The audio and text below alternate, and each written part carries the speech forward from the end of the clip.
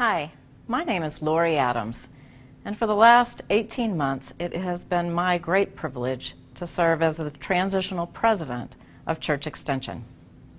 As Church Extension builds upon the strengths of its investment and loan operations, and as Church Extension expands its leadership development efforts, we've heard lots of questions. Especially we hear the question, why is Church Extension making all these changes? Our congregations and the wider church certainly deserve answers.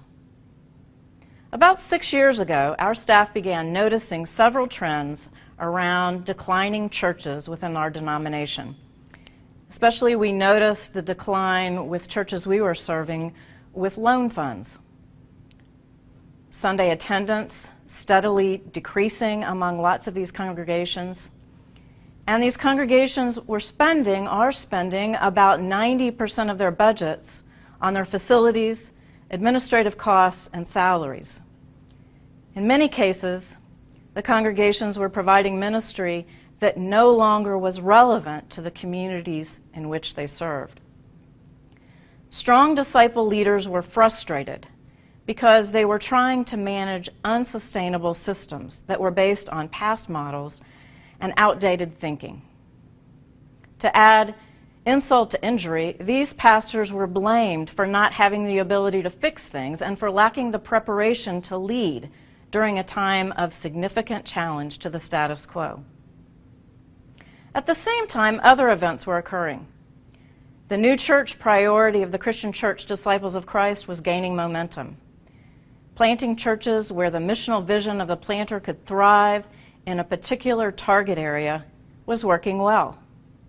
Planters and other leaders found empowerment through assessment, discernment, training, coaching, and peer group experiences.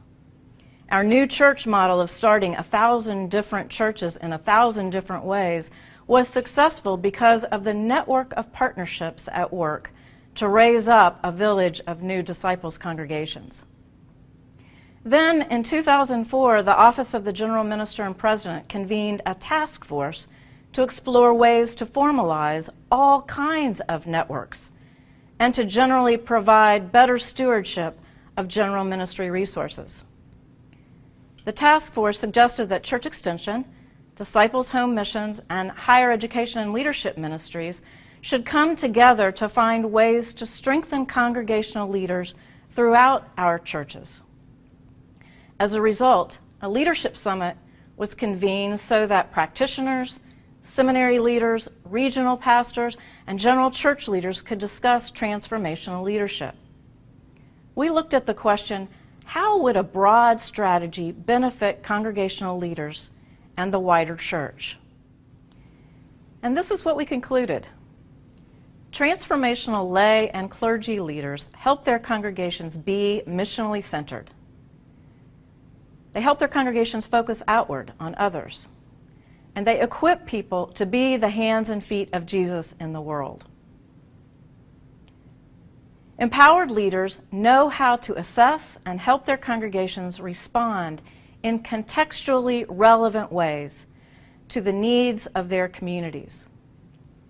They help them serve in keeping with that community's language, with that community's ritual and that community's understanding of ministry. Transformational leaders first experience transformation in their own lives in order to help move other people through transformation.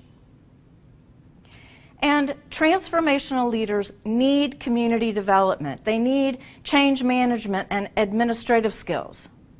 But they also need support and empowerment through spiritual exploration, peer support, and coaching. One of the most important conclusions to emerge during the process and exploration and discussion in the past couple of years is that a single region or seminary or general ministry cannot accomplish the work of developing strong leaders for this new era of God's mission. We can't do that alone. We must work together and in partnership. A new collaborative approach, a new entity is needed that can facilitate this work throughout the church. This realization has led to the creation of Hope Partnership for Missional Transformation. It is not the purpose of Hope Partnership to come into congregations with a formulaic approach to church vitality, but rather to work alongside partners of all kinds, to spark seeds of creativity, to spark seeds of faithfulness that exist in every congregation. And while Church Extension is a major contributor to this partnership, we work closely with Disciples Home Missions, who's providing staff time for service development and scholarships for training and peer group experiences. We partner with Higher Education and Leadership Ministries, who are offering scholarship grants to those seeking to be lay and clergy leaders. And we're aligning with other regional, seminary, congregational, and constituency group partners who bring invaluable expertise and connections to this important work. So what does this mean for the investment and loan work that the Board of Church Extension has always done? Well, with a little revamping, this work is absolutely continuing, but under a new name, the name of Disciples Church Extension Fund. The church lending environment has drastically changed over this last decade.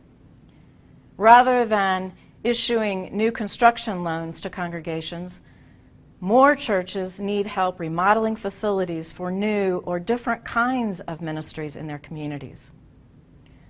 Other congregations need assistance relocating existing ministries to places where they can thrive.